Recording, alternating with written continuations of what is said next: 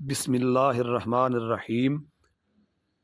ہم سے محمد بن عبید اللہ نے یہ حدیث بیان کی، ان سے ابراہیم بن سعد نے، وہ سہل سے روایت کرتے ہیں، وہ ابن شہاب سے، وہ ابو امامہ بن سہل بن حنیف سے راوی ہیں، وہ ابو سعید خدری رضی اللہ تعالی عنہ سے، وہ کہتے تھے کہ رسول اللہ صلی اللہ علیہ وآلہ وسلم نے فرمایا کہ میں ایک وقت سو رہا تھا، میں نے خواب میں دیکھا کہ لوگ میرے سامنے پیش کیے جا رہے ہیں اور وہ کرتے پہنے ہوئے ہیں، کسی کا کرتا سینے تک ہے اور کسی کا اس سے نیچے ہے۔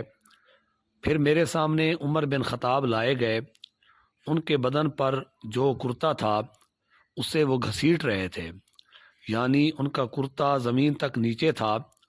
صحابہ نے پوچھا کہ یا رسول اللہ صلی اللہ علیہ وآلہ وسلم، اس کی کیا تعبیر ہے؟